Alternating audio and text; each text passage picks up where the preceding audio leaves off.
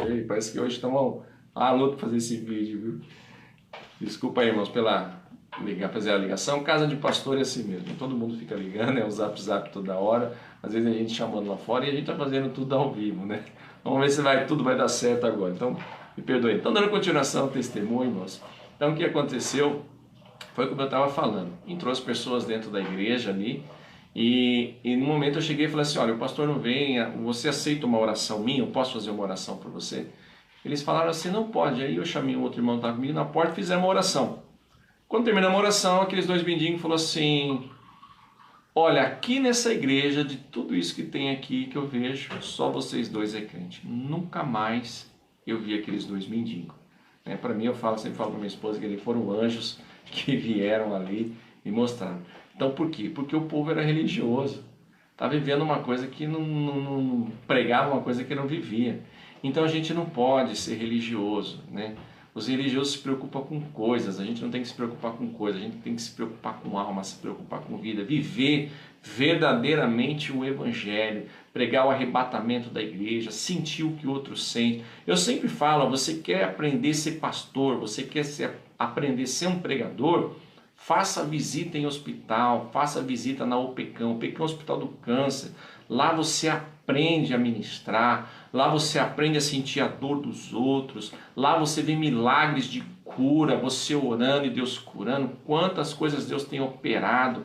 Faça visita para os seus membros, né? Não somente visita para aqueles membros que possam te abençoar com um café da tarde, com um almoço gostoso, não. Faça visita com aqueles que estão precisando, aqueles que estão passando necessidade, aqueles que você sabe que você vai chegar na casa e você tem certeza que você vai ter que ajudar ele a pagar uma conta de luz, pagar uma conta de água.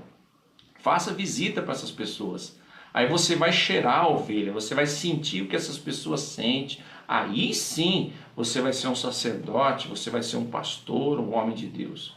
Agora subir de ternão bonito, né? Cabelinho bem cortadinho, sapato brilhoso, pregar bonitinho em cima do púlpito, descer do púlpito, ir para sua casa, ter a geladeira cheia, o armário cheio, o carro com combustível até o topo ali. Aí, irmão, isso aí é fácil, né? Aí é fácil pregar, né? Então, o que estava acontecendo nessa época era isso: o povo estava vivendo uma religião. Eles se tornaram religiosos, né? Através, usavam a lei, costumes, cobravam do povo os costumes e a lei. Eles não cumpriam aquilo que eles pediam para que o povo fizesse. Eles não tinham o amor no coração pelas vidas ali, e o coração deles estava totalmente longe, distanciado de Deus. Então Deus, ele falou, né, mostrou para o profeta Joel que o povo estava vivendo uma falsa religião. Religião, irmãos, ela mata, né? Às vezes a pessoa pergunta para mim: que religião que você é? Eu não sou de nenhuma, não sou religioso. Religião mata, religião surgiu as cruzadas, surgiu a Inquisição, na época da Alexandria. Ali a gente vê um conflito civil religioso de pessoas que se diziam cristão e queriam obrigar as pessoas a aceitar Jesus Cristo. E através disso houve uma guerra civil e muita matança, muitas pessoas inocentes morreram. E a biblioteca de Alexandria acabou sendo destruída, muitos documentos importantes da história foram perdidos, que foram queimados nessa guerra civil por causa de religião, né? Hoje nós vemos a maior religião que está comandando aí fora, aí no país do Oriente Médio. A gente vê que tem matado, decapitado pessoas em nome de religião.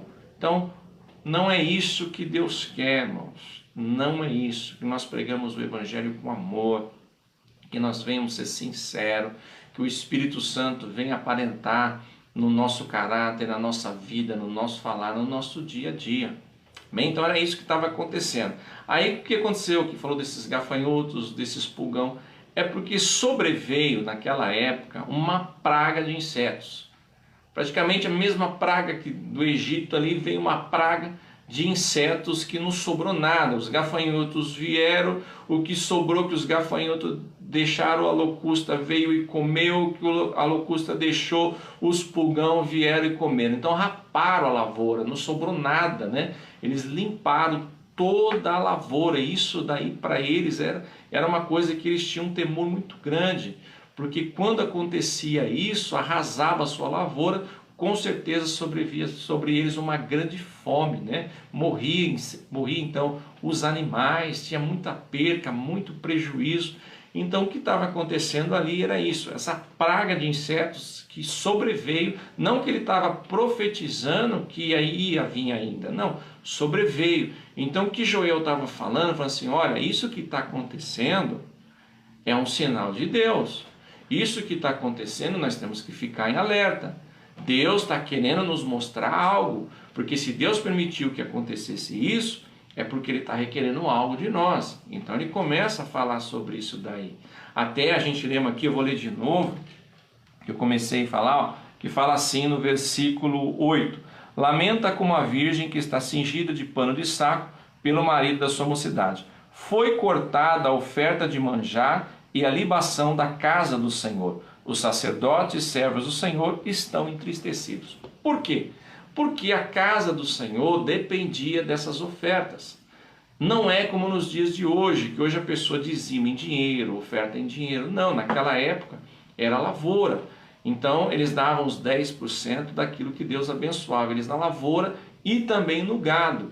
Com isso daí, os sacerdotes sobreviviam no templo. Eles faziam um sacrifício, né, e sobreviviam ali no templo, aonde eles se dedicavam somente à obra de Deus e também em fazer expiação do pecado de todo o povo ali. Então, como houve essa seca muito grande através das pragas, a seca e através das pragas que comeu toda a lavoura, então eles viram que com isso daí também a casa do Senhor ia padecer. A casa do Senhor também ia entrar em prejuízo, porque não ia entrar mais as ofertas de manjares e não ia entrar mais os dízimos. Então ali a casa do Senhor ia padecer junto com os acontecimentos ali. Os sacerdotes por si, eles se entristeceram. Depois a gente vai ver lá na frente Joel chamando a atenção deles. Tá, vocês se entristeceram, aí vão ficar de cabeça baixa? Não, não é por aí, vamos buscar Deus, vamos ver o que está acontecendo, vamos se voltar à oração, vamos se arrepender para que Deus mude então o quadro que está acontecendo. Nos nossos dias, a gente está vendo o nosso país, né, que está numa crise tremenda, né? A gente vê essas pragas de gafanhoto na política aí que tem devorado tudo, né? Devorado tudo através das suas leis. Quem é pobre vai ficar mais pobre, quem é rico vai ficar mais rico. Tem leis para nós, né? Se você for no mercado e pegar um pacote de bolacha para o seu filho que está com febre, com vontade de comer bolacha, você é preso e condenado. Mas os caras lá roubam milhões e não acontece nada com eles, né? Só acontece com quem eles querem, né? Porque quem eles querem que fiquem presos, aí sim fica preso e põe um monte de coisa. Os outros também que roubam, mas não vão presos, eles ficam ali porque a lei é eles que manipulam. É as pragas de gafanhoto que vem devorado também. Em vez de nós buscarmos na oração, buscar a presença de Deus, porque se está acontecendo isso, é que está acontecendo alguma coisa de errado também no nosso país. Nosso país, louvado seja Deus, é um país cristão, tem muitas igrejas, muitas pessoas que creem em Deus, mas será que essas igrejas estão buscando pelo nosso país?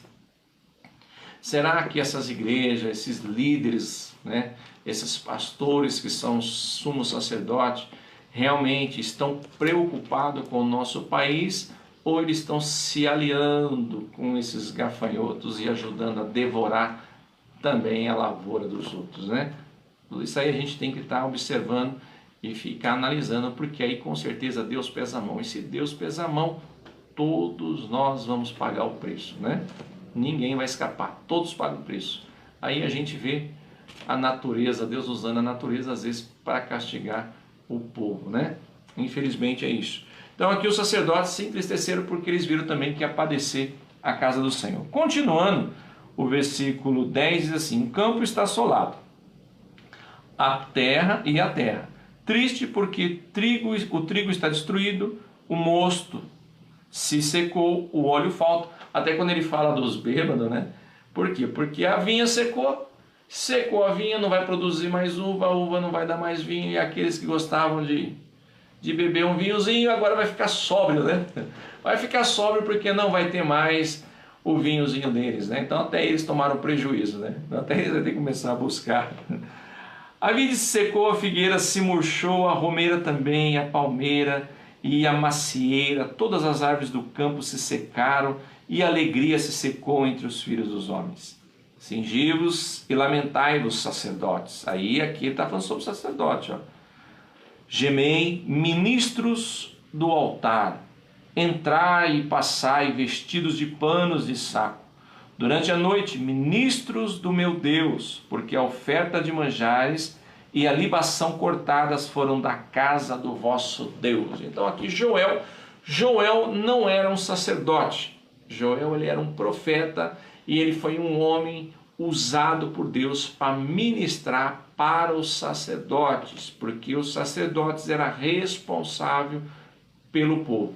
Se tudo aquilo estava sobrevindo à cidade ali de Israel, era porque o sacerdote, o sumo sacerdote, estavam acomodados e também se tornaram religiosos e praticamente só falavam com seus lábios, mas o coração estava longe da presença de Deus. Então aqui Joel convoca eles, fala assim, olha, cinge os vossos lombos, se vista de pano de saco, entra num jejum, entra na oração, vamos clamar pela misericórdia de Deus, vamos clamar para o arrependimento. Então aqui Joel fala para que o povo, para que o sacerdote se voltasse, se arrependesse, buscasse o arrependimento, porque Deus ele é rico em misericórdia.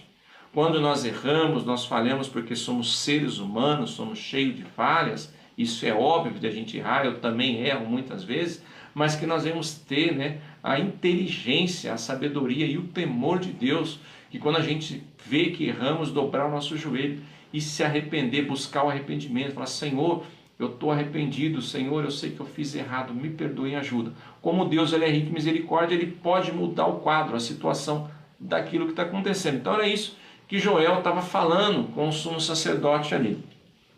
Continuando, santificai um jejum, apregoai um dia de proibição, congregai os anciões e todos os moradores dessa terra na casa do Senhor, vosso Deus, e clamai ao Senhor. Aí ele fala um versículo que é muito falado, usado em temas nas igrejas.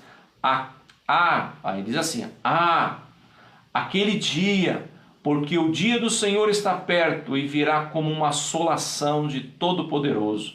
Porventura o mantimento não está cortado diante dos nossos olhos?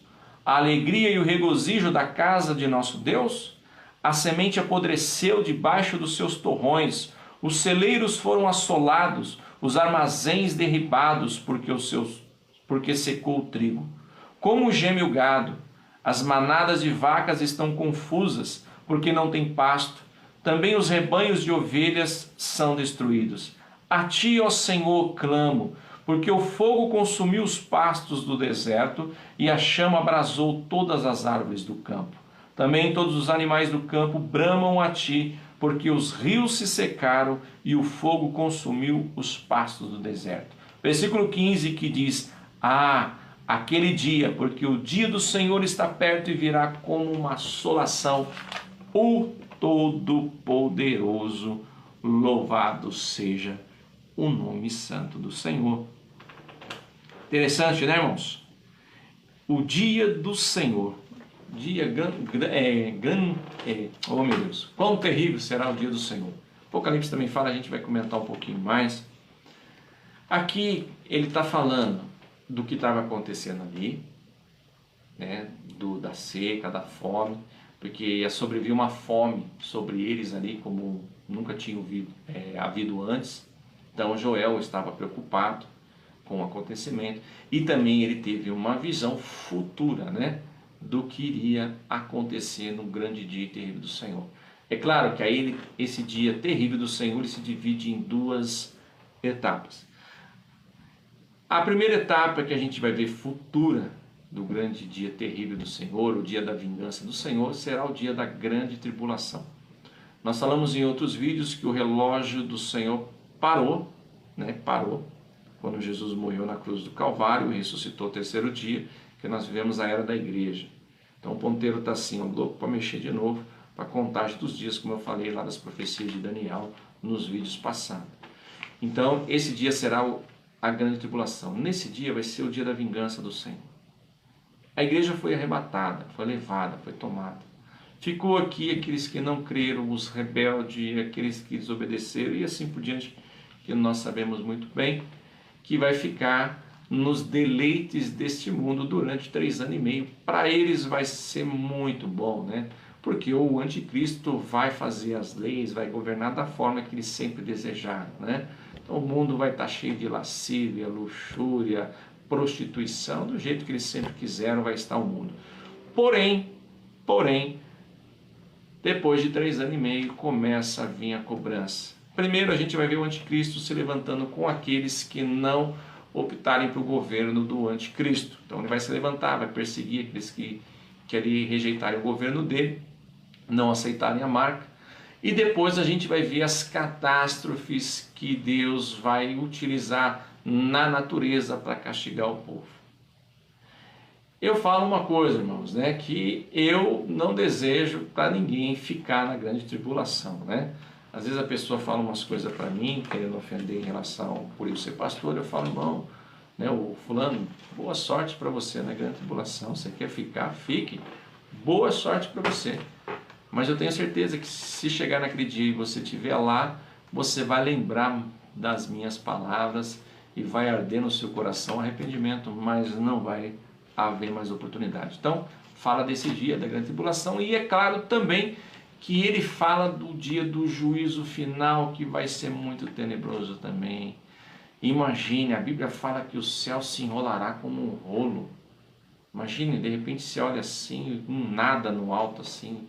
Imagine, a terra será lançada fora. Nós estaremos num vazio, no espaço que fala que descerá o trono branco de Deus e o juízo de Deus. O juízo de Deus, irmãos, é só para aqueles que morreram sem Cristo, né? Desde Caim até nos dias que aconteceu o juízo final. E ali vai ser mostrado como um filme a vida de todas aquelas pessoas que negaram o nome do Senhor. E a Bíblia diz que lá haverá choro, pranto e ranger de dentes. Então, terrível. Eu gostaria, é claro que tem, eu não vou ler Ezequiel 38, mas você pode ler na sua casa. Como eu falei aqui, a gente vai dar um mini estudo, né? Ezequiel 38, Ezequiel 39 também vai falar sobre isso que eu estou falando. Mas eu gostaria de falar de Salmo 83, que foi um salmo falado pelo vidente Asaf, né? Ô pastor, mas você está falando de vidente, que coisa é essa? Vidente, o profeta era conhecido como vidente. Existem, né, os livros apócrifos, né? Os livros perdidos, né? Que tem também muitas profecias desses videntes e muitos de Asaf que ele falou e foi perdido, né? Documentos perdidos. Então aqui, ó, Salmo 83, eu vou ler só alguns versículos, que diz assim: ó Deus, não estejas em silêncio, não corres os ouvidos, nem impassível, ó Deus, porque eis que teus inimigos se alvoroçaram e os que te aborrecem levantaram a cabeça. Astutamente formam conselho contra o teu povo e conspira contra os teus protegidos. Disseram, vinde, desarraiguemo-los para que não sejam nação, nem haja mais memória do nome de Israel. Porque a uma se conluíram, aliaram-se contra ti, as tendas de Edom, dos ismaelitas, de Moabe e dos agarenos, de Gebal, de Amon, de Amaleque, da Filistia, e com os moradores de Tiro. Claro que aí você pode continuar lendo.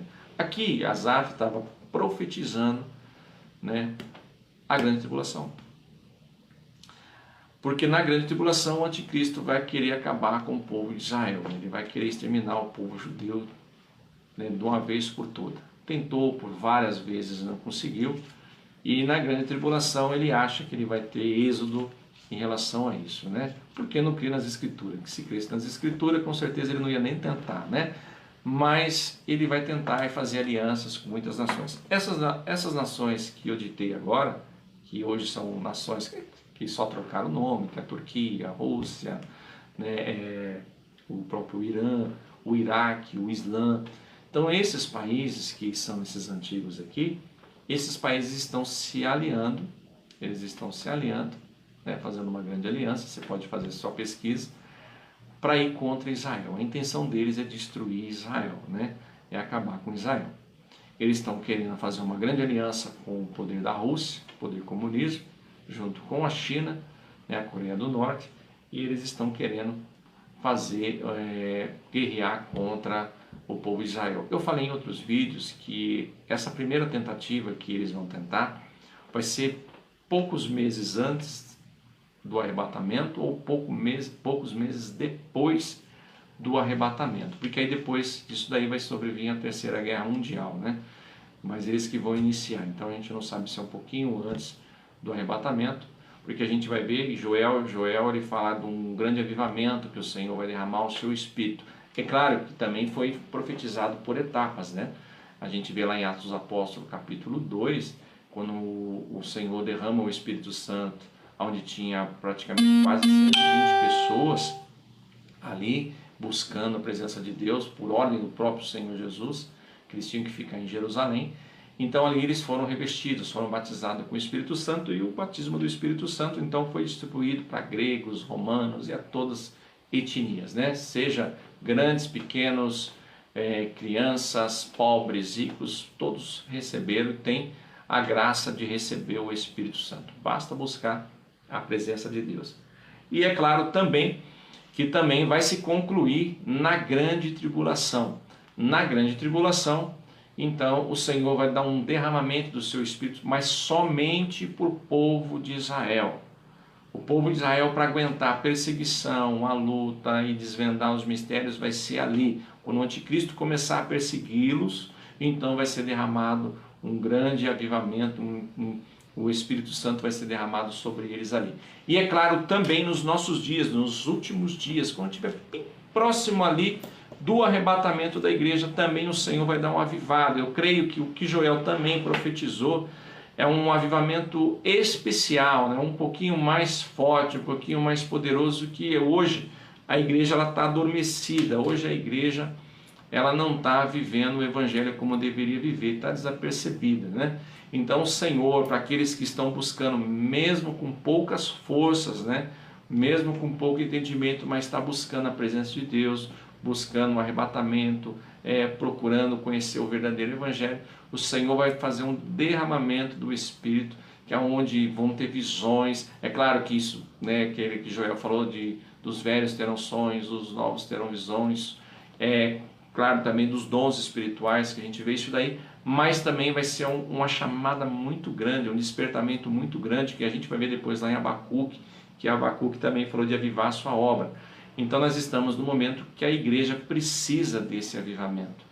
A igreja precisa desse derramamento espiritual sobre a vida de cada um dos seus filhos, para que haja um despertamento, né, para pregar com mais autoridade que Jesus está vindo, que o arrebatamento está próximo.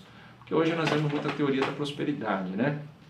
A pessoa vai para a igreja porque Deus vai dar carro, casa, e não é isso. A gente está vivendo os últimos dias da terra, então a gente tem que pregar o arrebatamento, a vinda do Senhor, e é para isso que o Senhor nos chamou e nos convocou, a pregar o seu evangelho, o verdadeiro evangelho.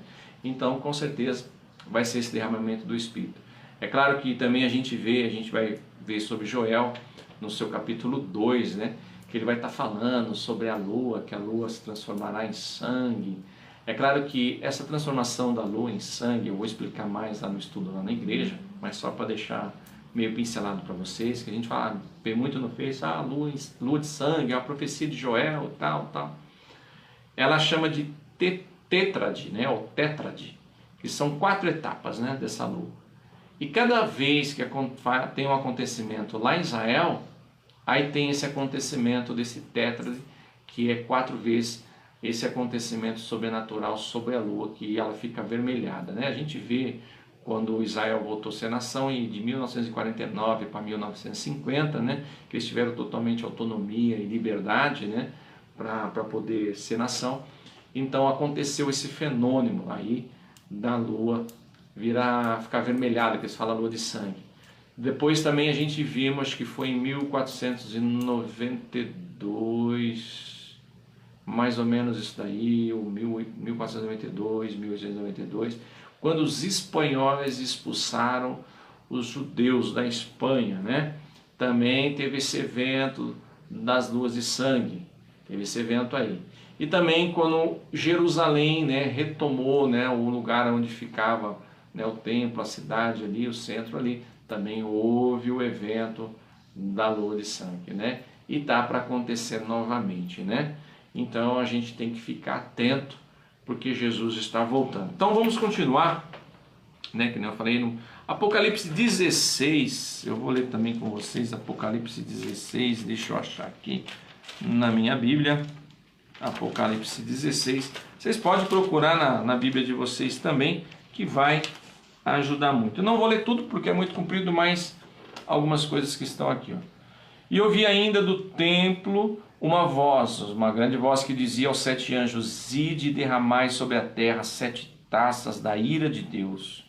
E foi o primeiro que derramou a sua taça sobre a terra e fez uma chaga má e maligna nos homens que tinham o sinal da besta que adorava a sua imagem. O segundo anjo derramou a sua taça no mar, que se tornou em sangue como de um morto, e morreu no mar toda alma vivente. O terceiro anjo derramou sua taça nos rios, nas fontes, nas águas, e tornaram em sangue.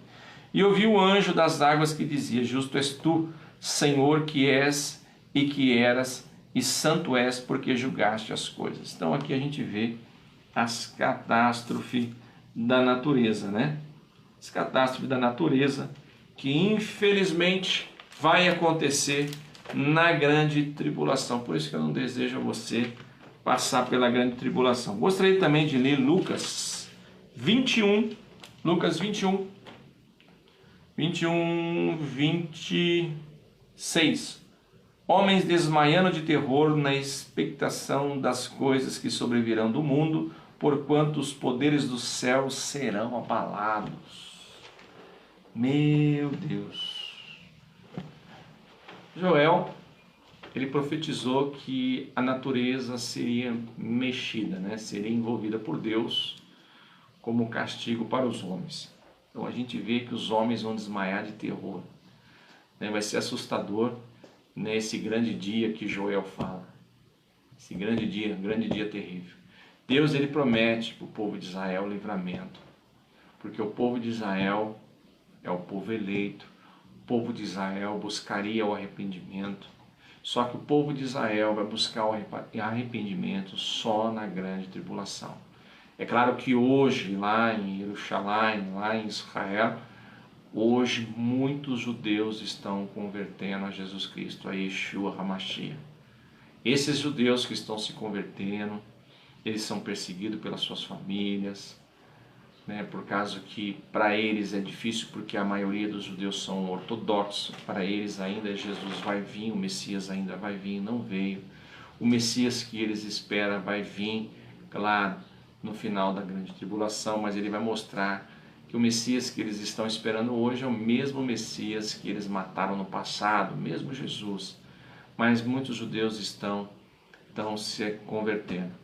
Outro apelo que eu faço para todos os pastores de todas as igrejas: não seja antissemita, não fale mal de Israel, não fale mal do judeu, porque o povo judeu é o povo eleito, é o povo de Deus, é através deles que nós adquirimos a salvação. Todo povo estrangeiro, toda nação foi enxertada na videira verdadeira. A videira verdadeira é Israel. Então não fale, orem por eles, clamem por eles, né? Peguem, né, a bandeira deles, né? E eu tenho certeza que Deus vai abençoar. Irmãos, esse aqui é só um pequeno, quero só dar uma pinceladinha, quero deixar você curioso, é muita coisa. Por mais que o livro de Joel são 3 capítulos só, mas é muita profecia que aconteceu, que vai acontecer na grande tribulação e que vai acontecer no juízo final. Mas isso aí eu quero explicar com slides, eu quero estar falando ali na igreja. Então eu quero fazer esse convite a você, né? Faça uma visita para nós, Assembleia de Deus Vida Nova, Serra Dourada, Rua Serra Dourada, 768, bairro Período. Quero fazer um agradecimento, né, a todos que estiveram. A minha esposa, né, que estava assistindo também, né, eu creio que assistiu um pedacinho, porque ela está trabalhando lá, né. Então Deus abençoe. A minha esposa que assistiu. Também a Eliane Ferreira lá do bairro Interlagos.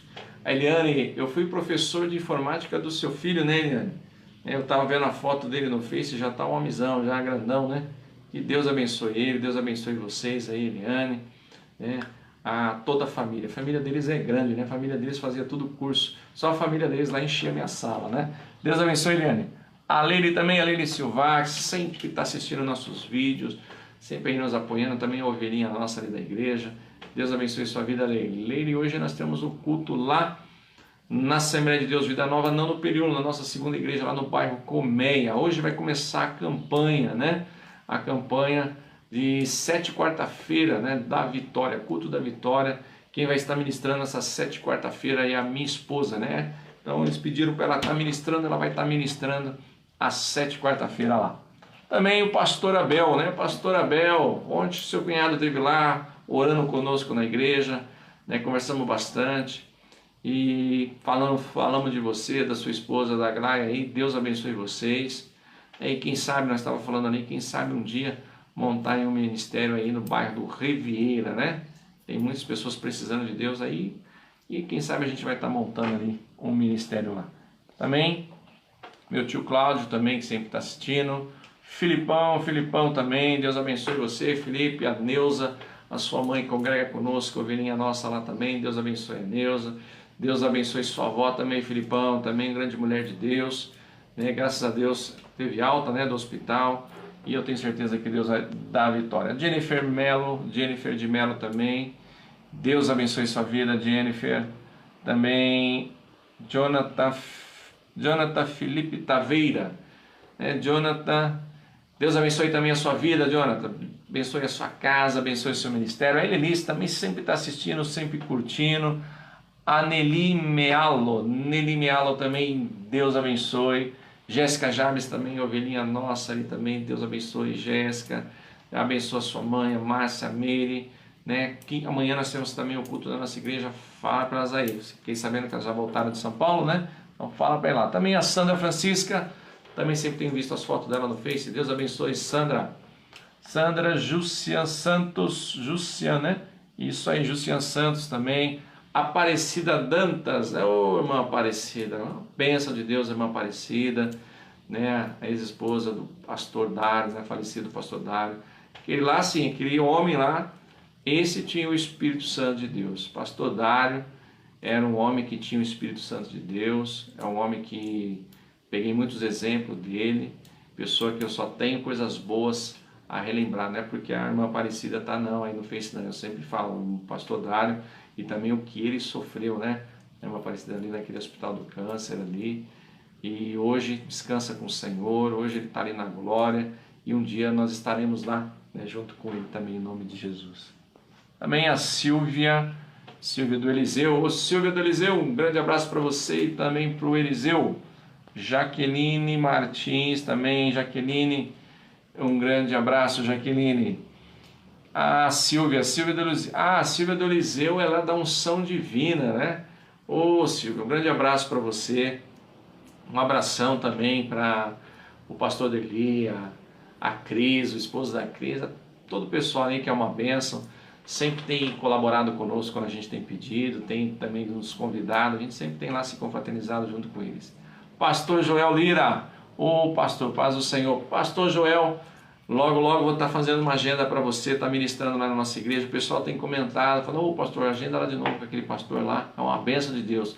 Pastor Joel Lira, um grande homem de Deus, usado também pelo Espírito Santo do Senhor. Deus tem honrado o seu ministério e a sua vida, né? Hoje aí, casado com a Naene é uma bênção de Deus também.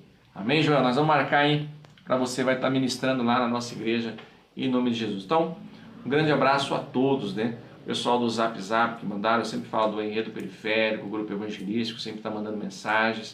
O pessoal que está me assistindo, a todos. Se você tiver alguma dúvida de algo, né, manda aí para mim, que eu vou poder, se o que eu puder fazer, eu vou passar no estudo para você.